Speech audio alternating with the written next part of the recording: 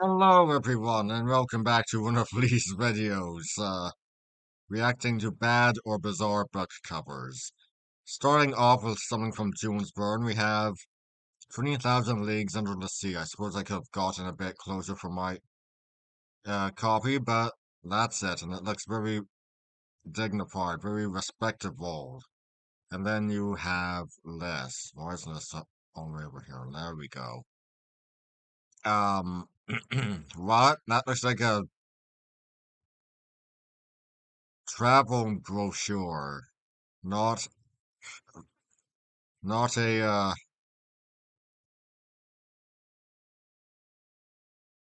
yeah, it doesn't look like it fits at all.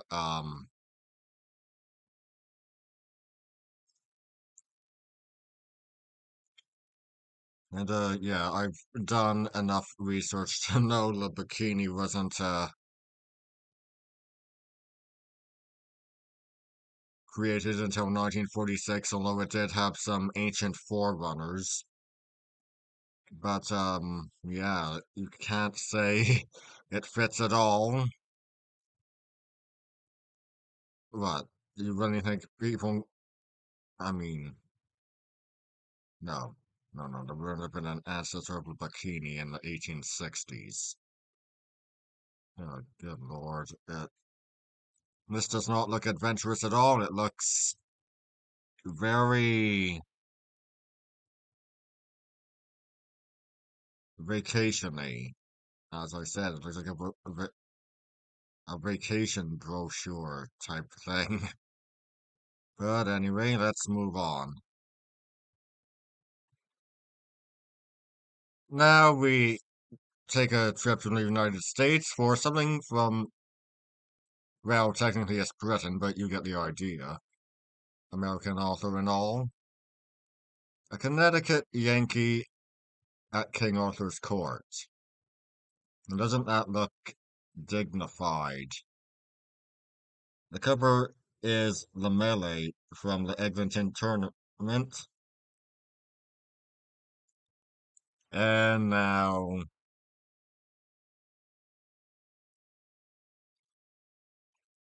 ugh, baffles the mind, doesn't it? Doesn't bring up anything, does it? Does it bring anything to mind? Does it bring up to mind time travel? Does it bring to mind Arthurian Britain? Ugh, you just can't make sense of it, can you?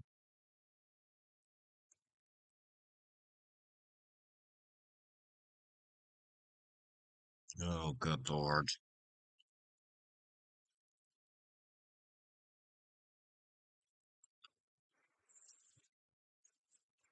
I keep asking this one simple question, and it just keeps needing to be asked. Who is approving these? It can't be anyone who's actually read the book or even understands the title.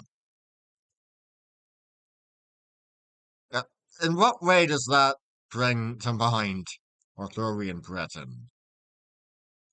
I swear, the people who approve these must either be insane or completely idiotic. As harsh as that might sound. Ugh, oh boy, but there's plenty more. Let's move on. Now we will be doing something a bit different. As we make the move to England, due to the technicality of it being Anglo-Saxon literature, we have Beowulf. Now, I have two translations, and clearly this is one of them, and doesn't that look dignified? Coat of chainmail definitely would have been around in the 5th century, 6th century, whichever it was, like I can't even remember right now. But, yes, anyway, uh, translation one and translation too, and aren't they both dignified?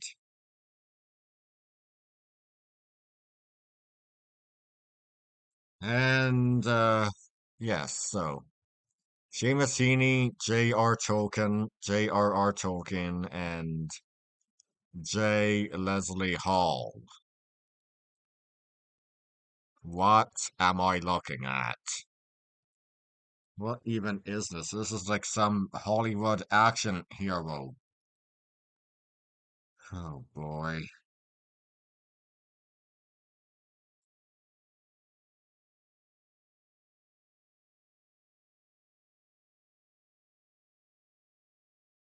Oh my lord.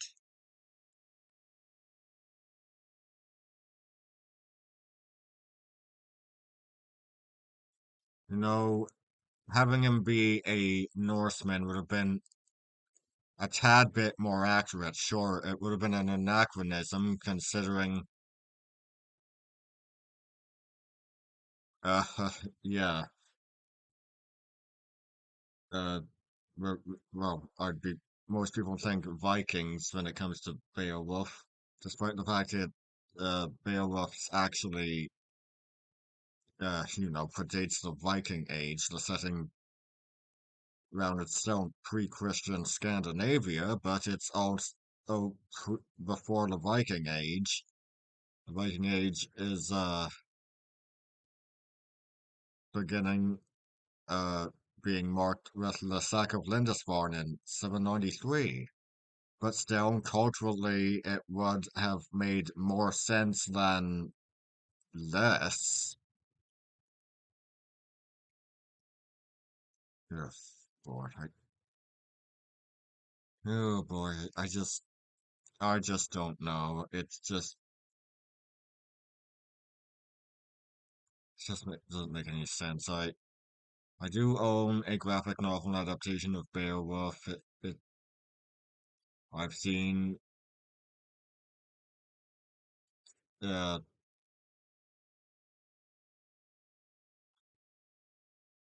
yeah, let's exclude the adaptation of an adaptation. I've seen two screen adaptations and yeah, an image of, the poster of the 2007 film or, just the DVD cover of the animated Epics adaptation would have both been better than this. And by the way, the animated Epics adaptation, best adaptation I've ever seen. But of course, there's not much to choose from given the amount of liberties that are taken with some others. But yeah, hmm, oh boy, what's next? Okay, slight return to the picture of Dorian Gray on the grounds that it's the only Oscar Wilde book I own. But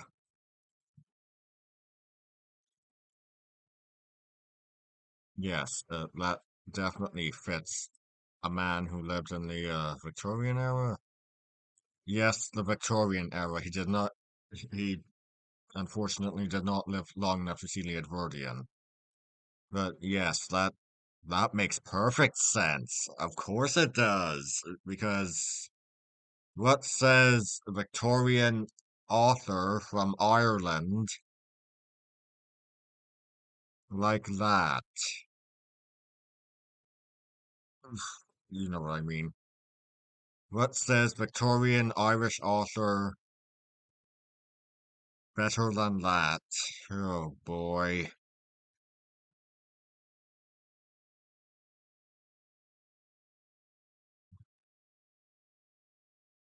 Previously, I asked the question if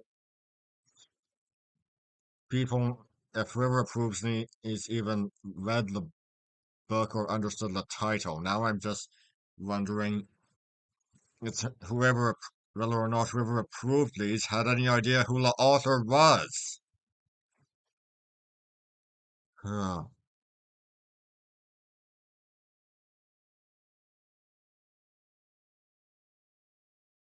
Oh, good lord. Well, let's move on.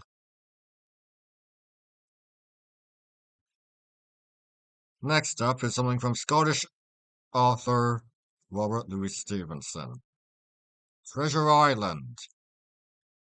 And now for one of two.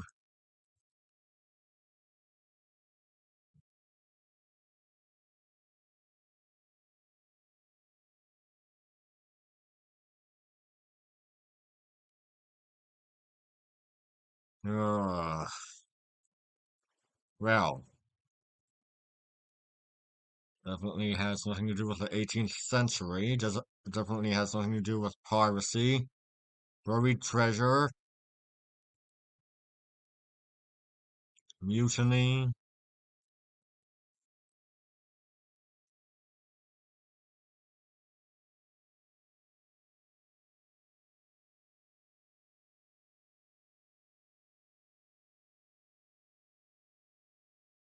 Oh my lord.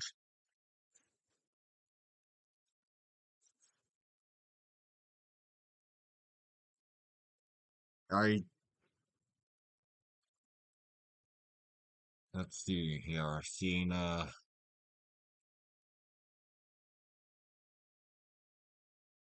four screen adaptations of Treasure Island, one of them being Treasure Planet.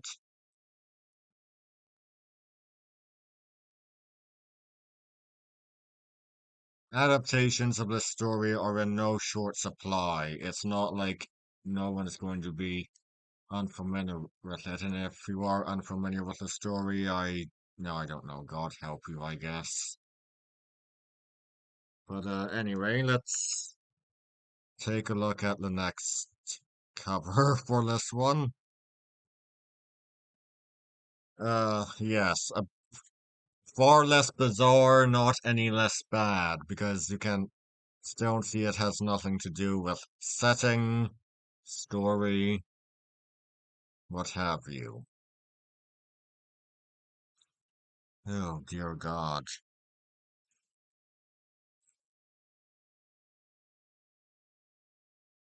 I just don't understand it. This isn't an obscure story. Why would you make these the covers? Ugh. Anyway, moving on.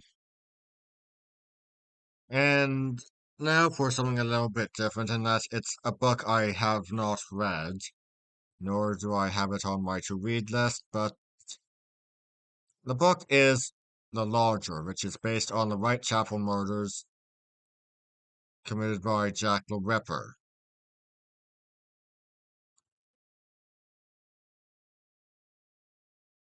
And now the cover.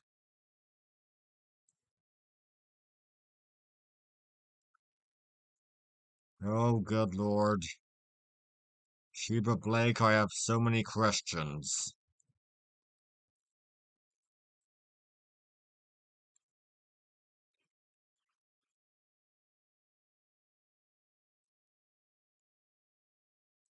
I just, oh, good Lord, I can't make any sense of this.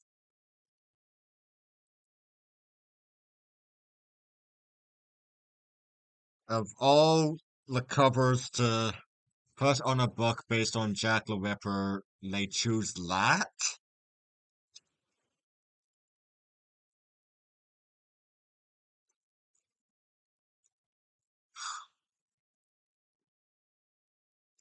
No, I'm starting to feel like I'm an intelligent person staring into a world of the unintelligent. A sane person staring into the world of the insane. Because I can't imagine an intelligent or sane person would actually choose these covers.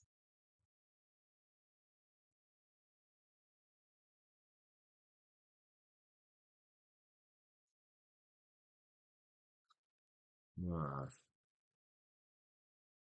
okay, moving on. Next up is the Bible, and you won't seen the Bible. Very, very simple. Black leather, uh, gold text on the side. It doesn't really need much. So hold on to your hats and ask yourself what on earth the birth of Venus, a Roman goddess, has to do with the Bible, a Abrahamic text.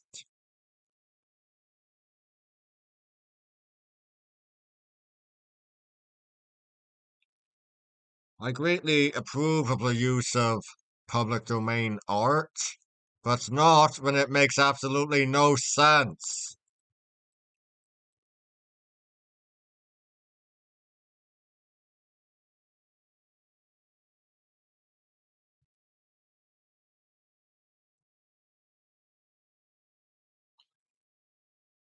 Oh, good Lord. What would these people have done for the Iliad? A depiction of Samson and Delilah? Thor fighting the giants? Oh, no, no, I've got one. Arthur slaying Mordred at Camlan.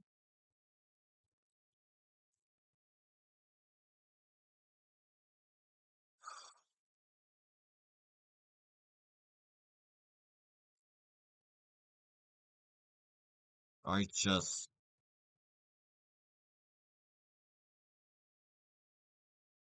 I just can't understand this. That, that is clearly not biblical. That is,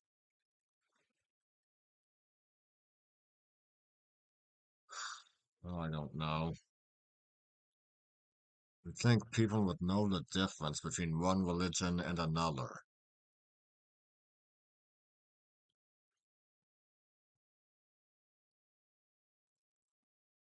Okay, now we're going to briefly backtrack since I forgot to include one for this book, but what? I mean, yeah, it looks impressive. It looks, you could say it looks Arthurian, but it looks more like it's a story about Merlin and some random time traveler. Sheba Blake, what are you doing?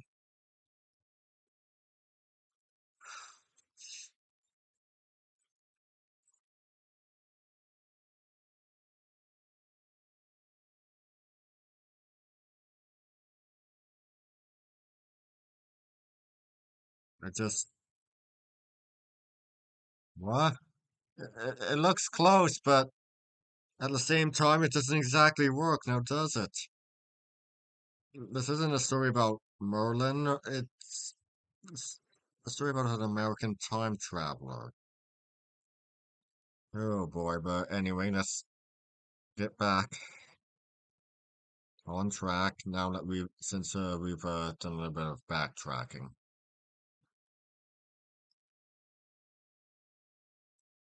And once again, with something I do not own nor have read,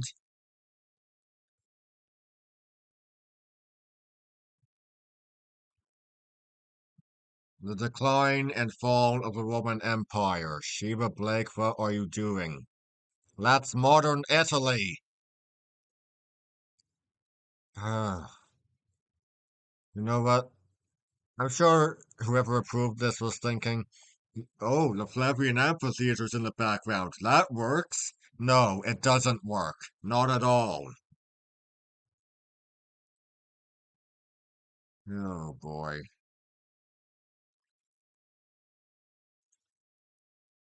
And let's see here. Edward Gibbon was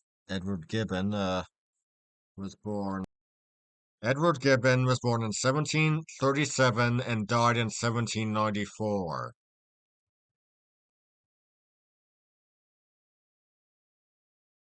Yes, so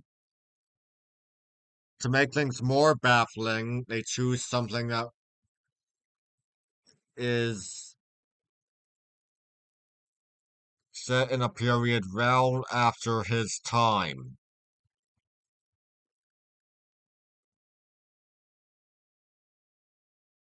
Oh boy. Let's see, what's next? Pretty sure it's another Shiva blank. Usually I like it when I'm right, but not on this occasion. The autobiography of Benjamin Franklin. What on earth? That's clearly not a depiction of Benjamin Franklin. It's a painting of someone from an earlier time. And what? Benjamin Pictures of Benjamin Franklin are in no short supply. Why? I just don't understand it. It's just bordering on the insane.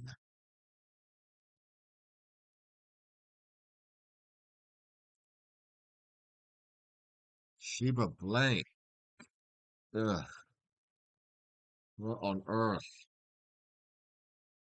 You'll have to be insane, unintelligent, or drunk to approve this. Or all three. And for our next book, finally something that I've actually read and own, Don Quixote by Cervantes. Yes, just going on a quick pointer here, but the text boxes on my copy are differently colored, but that is the copy I own. It has Don Quixote by Honore Daumier as the cover illustration, and now for the torture given to us by Sheba Blake.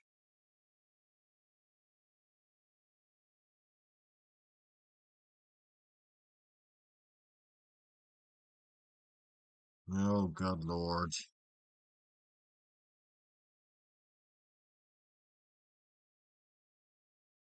Clearly, these had to have been done by someone who had not never, oh boy, never read the book at all,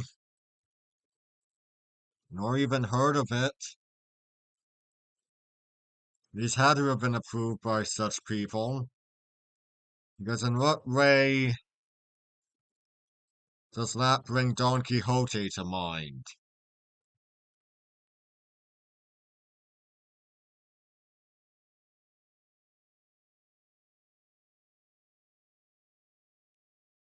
Oh boy. I've read the book, I've seen Man of La Mancha, I've read the actual play itself, I've seen the Peter O'Toole film, and yes, that in no way brings Don Quixote to mind.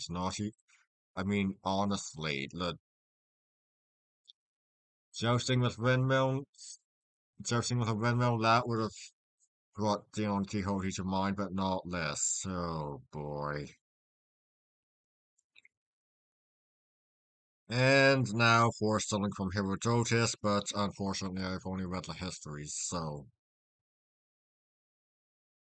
what on earth? That is not Egypt. How many pictures related to ancient Egypt can there be? And for some reason, Sheba Blake Publishing goes with this. It just makes no sense. Oh, for God's sake. What fantasy, what high fantasy book did they swipe this cover from? I'm genuinely curious. Someone, if you know the answer, please tell me in the comments because this is, oh boy. Oh God, how many more Sheba Blakes do I have? Uh, oh boy.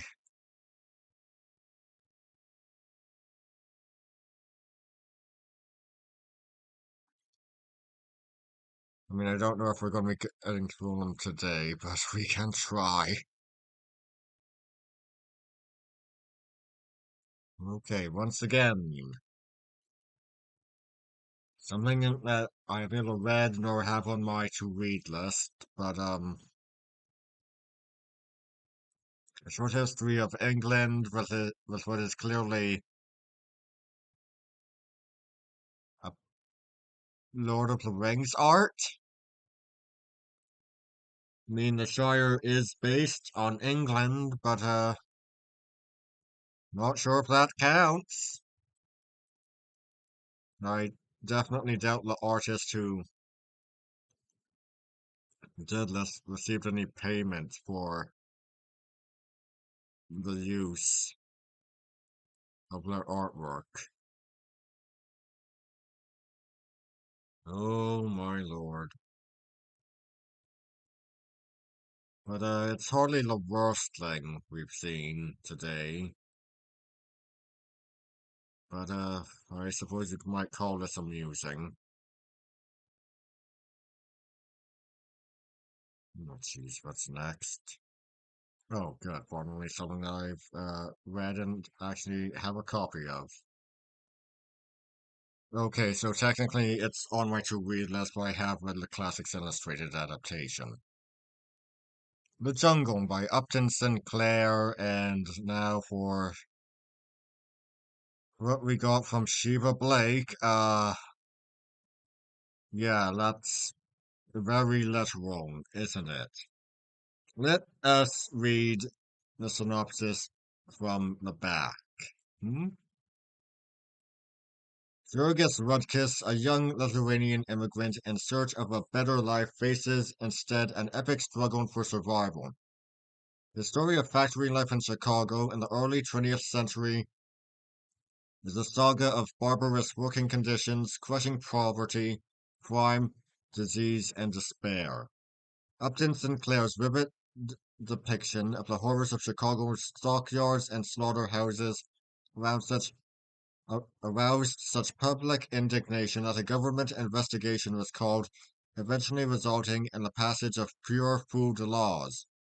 More than 100 years later, the jungle continues to pack the same emotional power it did when it was first published. Yes, the story of an immigrant in Chicago,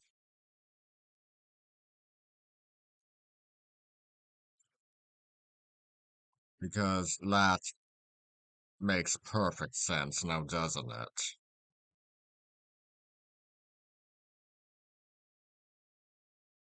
Yes, the one on the right clearly, that's, ugh, for God's sake.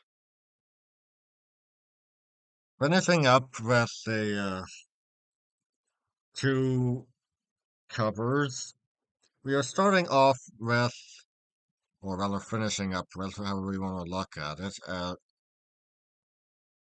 Here's my copy, The Turn of the Screw by Henry James, and isn't that a beautiful, beautiful cover from Arcturus? Now, allow me to read the synopsis. A young governess is employed to look after two enchantingly beautiful orphans. Striving to protect the children, she becomes obsessed with the idea that they are in danger, and her good intentions cause more harm than good. Uneasy and sinister, this novella shows a woman haunted by an eerie and evil presence that emerges from the terrors of real life. And now let's see what Sheila Blake brought us.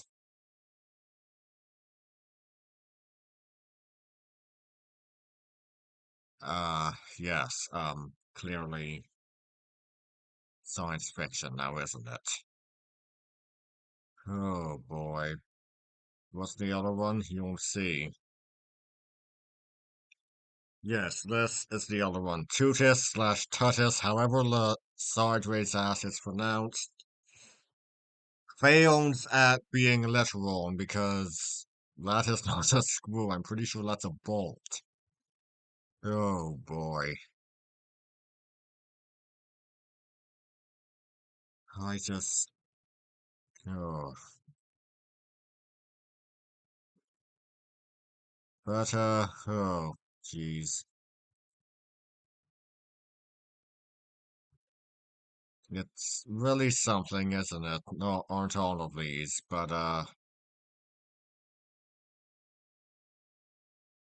yes.